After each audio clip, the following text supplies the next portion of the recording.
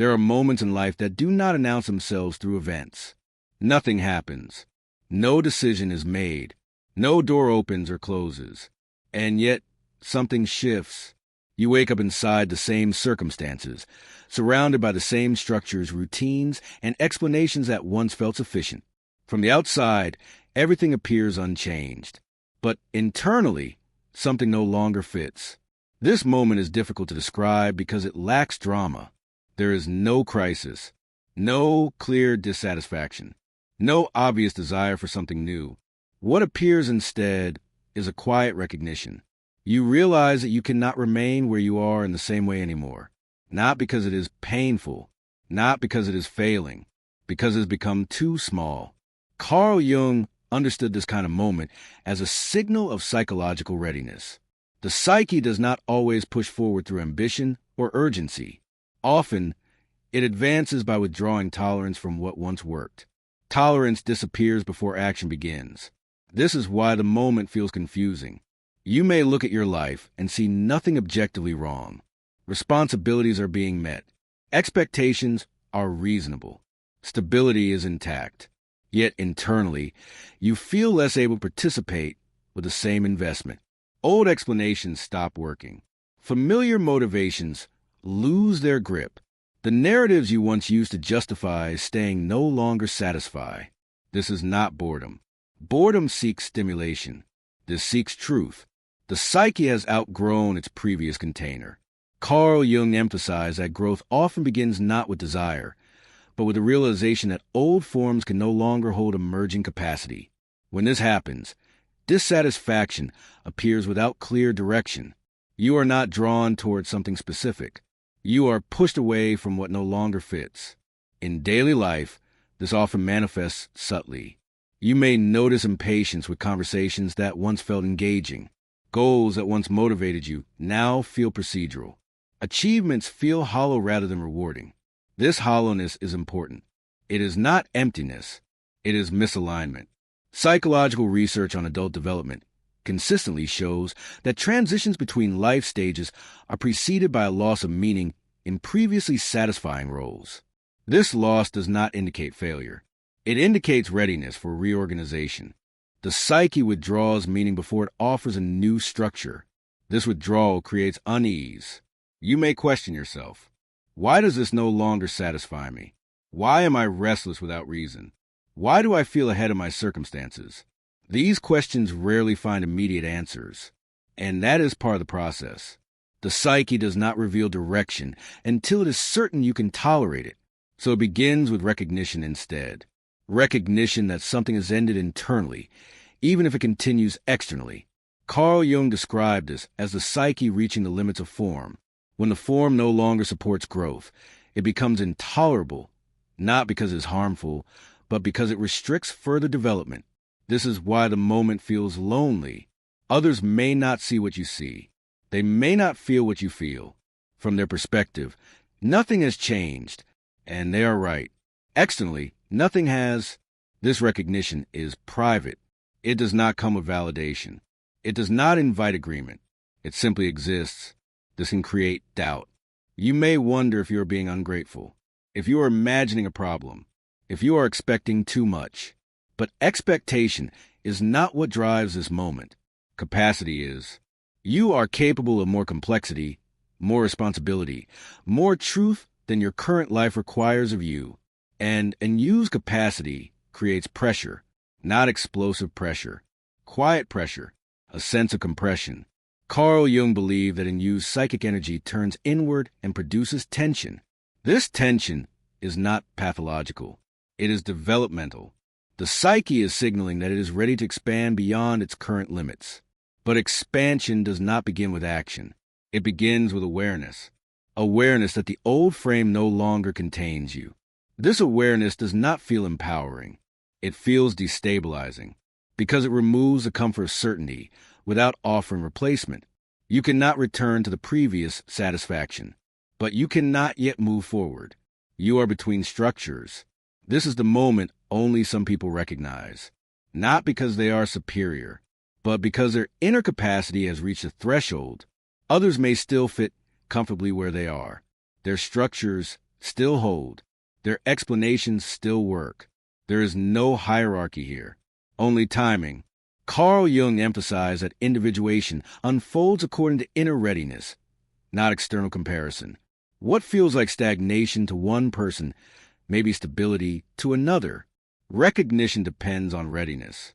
When you are ready, the moment registers. You notice that you are no longer fully available to the life you are living. You go through the motions, but something essential is missing. Not excitement, not passion, congruence. You cannot fully inhabit what you have outgrown. This creates a subtle withdrawal, not withdrawal from people, withdrawal of belief. You stop believing that this is all there is for you, but you do not yet know what more looks like. This uncertainty is often misinterpreted as arrogance.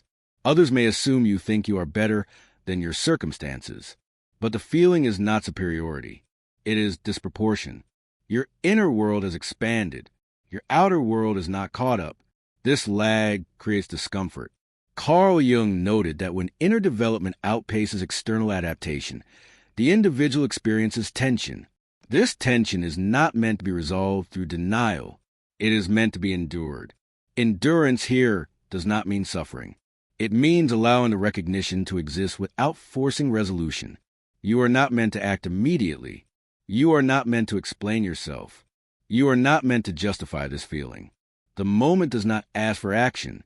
It asks for honesty. Honesty about what no longer fits. This honesty can feel isolating because it separates you from familiar identifications, from shared assumptions, from collective timelines. You may feel slightly out of step, not lost, just misaligned. This misalignment is the signal. The psyche is preparing to move beyond its previous limits. But before movement occurs, recognition must stabilize. You must be able to hold the awareness without rushing to escape it. Carl Jung believed that premature action interrupts individuation. When the ego acts before the psyche has completed recognition, the result is repetition rather than growth. This is why the moment feels suspended. You are not meant to resolve it yet. You are meant to see it clearly. That seeing is the threshold. Not everyone reaches it at the same time. Not everyone is meant to recognize it now. But if you do, it is not accidental. It means something in you has already changed, even if nothing around you has. This is a first stage. Not ambition, not dissatisfaction, not rebellion. Recognition. Recognition that your inner capacity has outgrown the life it has been living. And once that recognition occurs, it cannot be unseen. Even if you try to ignore it, even if you delay responding, the moment is already registered. Quietly, irreversibly, and from this point forward, the psyche will no longer allow you to remain unaware, not to punish you, but because you are ready to move beyond what once defined you, even if you do not yet know where that movement will lead. Once recognition settles, discomfort begins to surface. Not dramatic discomfort, not crisis-level dissatisfaction, a quieter tension. You begin to feel slightly constrained by structures that once felt supportive. Conversations feel repetitive. Responsibilities feel procedural. Roles feel narrower than they used to. Nothing has objectively worsened, but your tolerance has changed. Carl Jung understood this phase as the inevitable consequence of inner expansion. When the psyche grows beyond its current form, the external environment begins to feel restrictive, not because it is wrong, but because it no longer corresponds. Correspondence matters more than comfort. Earlier in life, comfort was enough. Stability felt rewarding. Predictability felt safe. Now, predictability feels limiting. This does not mean you reject stability. It means stability alone no longer satisfies. The psyche has begun to demand congruence. Congruence is alignment between inner capacity and outer expression. When congruence breaks, discomfort appears. This discomfort is often misunderstood. People assume something is wrong with their circumstances. They look for external problems to explain the internal shift. But the problem is not external. It is developmental. Psychological research on adult transitions consistently shows that discomfort often arises not from loss, but from growth. Individuals report tension when their skills, awareness, or responsibility exceed what their environment requires. The environment has not failed. It has been outgrown. This creates a peculiar sensation. You are grateful yet restless, capable yet constrained, stable yet dissatisfied. These contradictions are difficult to hold. The mind looks for resolution. Should I be content? Should I want more? Should I change something? But this phase does not respond to decision-making. It responds to endurance. Carl Jung emphasized that when inner expansion begins, the ego often tries to resolve discomfort prematurely through action, new goals, new relationships, new projects. This is a mistake. Action taken before recognition completes results in substitution rather than transformation. You replace one container with another of the same size. The discomfort returns. This is why many people repeat cycles of change without genuine progression. They move externally before the psyche has finished expanding internally. The expansion must complete first. Until it does, any external move will feel insufficient. In daily life, this phase often shows up as heightened sensitivity. You notice inefficiencies you once ignored. You become impatient with superficial explanations. You feel irritated by routines that previously felt neutral. This irritation is not arrogance. It is compression. Your inner world is larger than the space it occupies. Carl Jung described this as psychic pressure. When energy exceeds containment, tension builds. The psyche begins to press against its boundaries. Boundaries resist. This resistance creates discomfort. But discomfort is not a signal to escape. It is a signal to prepare. Preparation here does not mean planning. It means allowing the pressure to clarify. Pressure reveals limits. You begin to see clearly what no longer fits. Not dramatically, incrementally. Certain conversations feel unnecessary. Certain obligations feel misaligned. Certain identities feel outdated. You may still perform them competently, but they no longer feel representative. This creates a subtle sense of falseness, not dishonesty, inauthenticity. You are not lying. You are compressing yourself. Compression is exhausting. You may notice increased fatigue without increased workload, emotional tiredness without emotional events. This fatigue is not burnout. Burnout comes from overuse. This comes from underexpression. Your capacity exceeds your outlet. Carl Jung believed that prolonged underexpression leads to neurosis, not as illness, but as tension-seeking release. The psyche does not tolerate long-term mismatch between potential and expression. Something must change. But not yet. First, the psyche must fully register the mismatch. This is why discomfort persists even when you try to rationalize it away. You tell yourself you should be grateful, that others have less, that nothing is wrong. All true and irrelevant. Growth is not comparative. It is structural. Your structure has changed. Your environment has not. This creates friction. In organizational psychology, similar dynamics appear when employees outgrow their roles. Performance remains high, but engagement drops. Satisfaction declines not due to stress, but due to lack of challenge and meaning. The solution is not immediate promotion. It is role realignment. Psychologically, this phase is role realignment preparation, but the psyche does not rush it. Rushing leads to misalignment. Carl Jung emphasized that individuation requires patience with tension. The ego must learn to tolerate discomfort without acting impulsively. This tolerance builds strength, not willpower. Containment. Containment allows the psyche to hold expansion without leaking into reaction. If containment fails, the individual seeks distraction, drama, conflict, novelty. These provide temporary relief. But relief is not resolution. Resolution requires endurance. This endurance feels lonely. Others may not relate to your discomfort. They may encourage contentment or suggest superficial changes. But explanation feels difficult.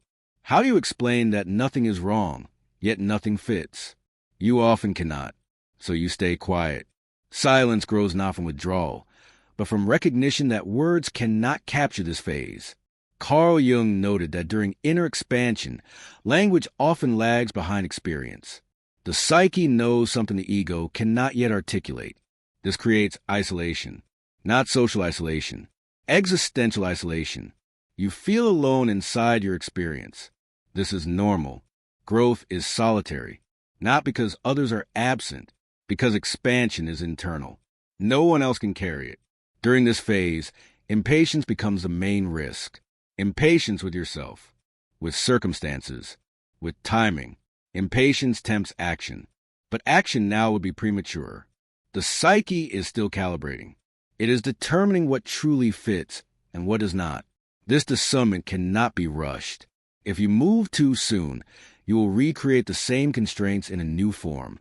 Carl Jung warned that the psyche will repeat lessons until they are fully learned, not as punishment, but as completion.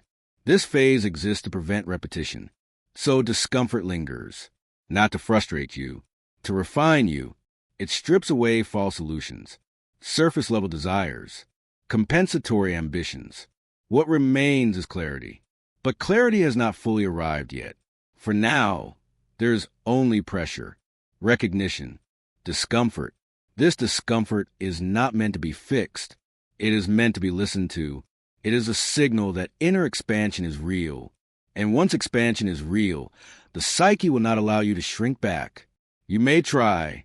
You may distract yourself. You may delay, but the discomfort will persist. Quietly, patiently, until the outer life is ready to reorganize. But that reorganization does not begin here. First, the inner expansion must finish clarifying its shape. That is the work of this phase. Not action, not decision. Endurance. Holding discomfort without escaping it. Because this discomfort is not the enemy. It is the evidence. Evidence that something in you has grown beyond its previous limits. And once that growth stabilizes, the next phase becomes unavoidable. But not yet. For now, the psyche continues pressing gently against its boundaries, teaching you, slowly, what no longer fits, and preparing you for what eventually will. There comes a moment when the pressure stops increasing, not because it disappears, but because it has finished its work. The inner expansion that once created discomfort now stabilizes into clarity. The tension that felt unresolved begins to settle into orientation. Nothing external changes yet, but you feel different inside your circumstances. You're no longer merely aware that something does not fit. You understand why it does not. This understanding does not arrive as insight. It arrives as certainty without language.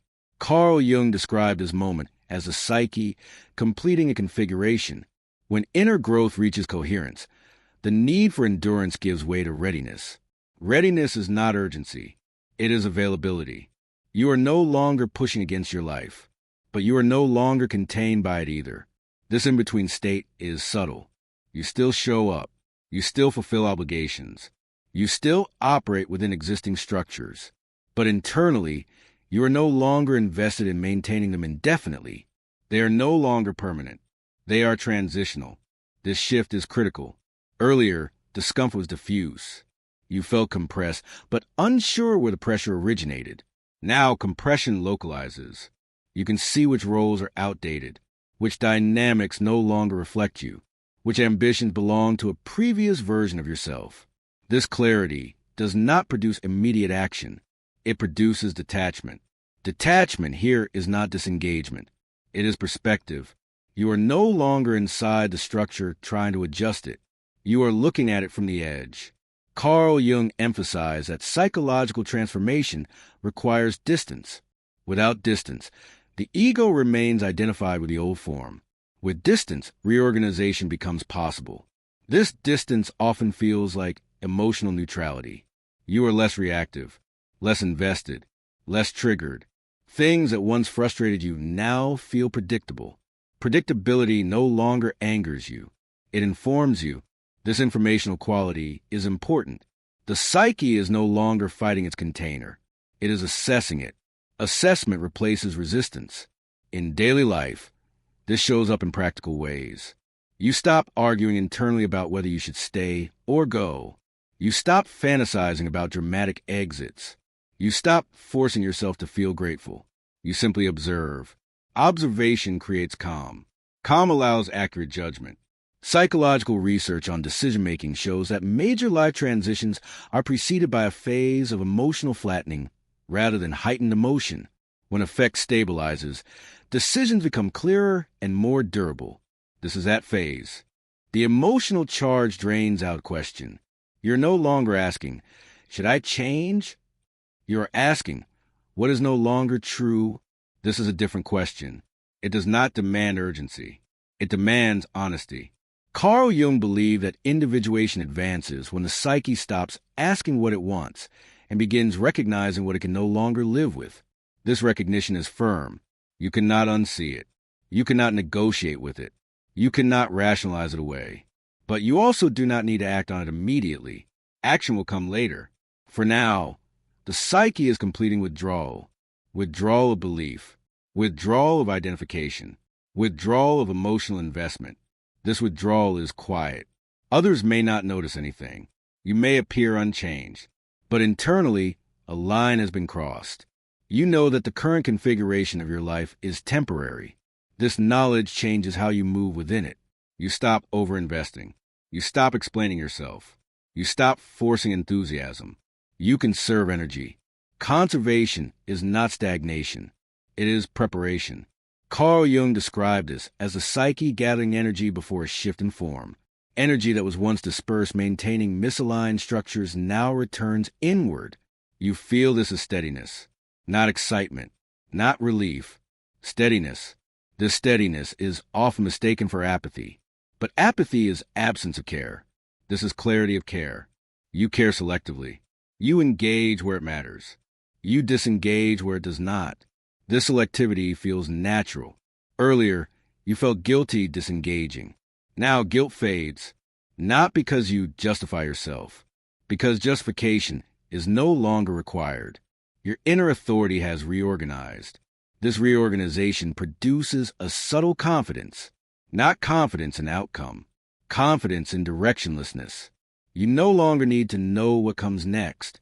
That need belonged to a phase where uncertainty felt dangerous. Now, uncertainty feels neutral. You trust that the psyche will move when conditions are right. Carl Jung emphasized that when inner alignment completes, the psyche does not rush into the next form. It waits until outer conditions can support it. This waiting is different from the earlier suspension. Earlier, waiting felt uncomfortable. Now it feels appropriate. You are no longer restless. You are receptive. Receptivity does not mean passivity. It means readiness without force. This is when subtle external shifts begin, not dramatic opportunities, not sudden breaks, small openings, a conversation that lands differently, an option that feels relevant, a realization that certain commitments are no longer binding. These do not demand immediate response. They register. The psyche notes them. Life is beginning to reorganize around your new internal structure, not fully, not visibly, but directionally. You may notice that you are less afraid of consequences. Earlier, change felt risky. Now, staying feels unrealistic. This inversion matters. When the cost of staying becomes clearer than the cost of leaving, movement becomes inevitable. But inevitable does not mean rushed. Carl Jung believed that fate unfolds when resistance ends, not when desire peaks. Resistance here includes resistance to change and resistance to not knowing. Both have softened. You are no longer resisting the discomfort, and you are no longer resisting the unknown. This dual release creates momentum. Momentum without urgency. You begin to sense that something will end. Not violently, not tragically, cleanly. The psyche prefers clean endings, but it waits until detachment is complete. Otherwise, endings become entangled. This is why the phase can feel strangely calm even as you approach significant change. You are not bracing yourself. You are not preparing emotionally. You are simply ready. This readiness is internal. It does not require permission. It does not need validation. Others may not understand it. They may be surprised when change eventually occurs. But you will not be surprised, because you crossed the threshold earlier, when recognition appeared, when discomfort clarified, when detachment stabilized. This is a final stage before outer reorganization. Not action yet, not decision yet, but inevitability. The The psyche has finished outgrowing its old container. Now, it is simply waiting for the appropriate moment to step into a new one. And when that moment arrives, it will not feel dramatic. It will feel obvious, as if life is finally catching up with something that has already happened inside you, because it has. Quietly, gradually, irreversibly. This is when inner expansion becomes irreversible change. Not because you force it, because you are no longer capable of living smaller than you have become. And from this point on, the outer life has only one option. It must eventually reorganize to match what you already are. Nothing dramatic marks this ending. There is no announcement, no decisive event, no external confirmation that a chapter has closed. What ends is tolerance. You no longer tolerate a life that is smaller than your inner capacity. Carl Jung understood this moment as the quiet completion of a developmental cycle, not the beginning of something new, but the exhaustion of something old. When a psychological form has fulfilled its purpose, the psyche withdraws energy from it. What remains may still exist externally, but it no longer holds you internally. This is why the change feels inevitable rather than urgent. You are not chasing a new life. You are no longer able to fully inhabit the old one. That distinction matters. You did not reject your circumstances. You outgrew them. There was no rebellion, no dissatisfaction you could clearly name, only a steady recognition that what once fit no longer does. And once that recognition stabilized, everything else followed naturally. Discomfort clarified, detachment formed, readiness replaced restlessness. Nothing was forced. This is how real change begins. Not through motivation, not through dissatisfaction, not through dramatic decisions, but through inner expansion reaching a point where contraction is no longer possible. Carl Jung believed that when this threshold is crossed, the psyche does not rush. It waits until the outer world can reorganize without distortion. That waiting is not hesitation. It is precision. You are no longer waiting to become something. You are waiting for life to catch up with what you already are. And it will, not because you demand it, not because you strive for it, but because the old structure can no longer contain you. From this point on, the direction is set. You may delay action. You may move slowly. You may remain where you are for a while longer, but you will not return to who you were. The recognition has occurred. The discomfort has done its work. The detachment is real. The inner life has expanded beyond its former limits. And once that happens, the outer life has only one outcome. It must eventually change. Not dramatically, not immediately, but inevitably, because you can no longer live smaller than you have become.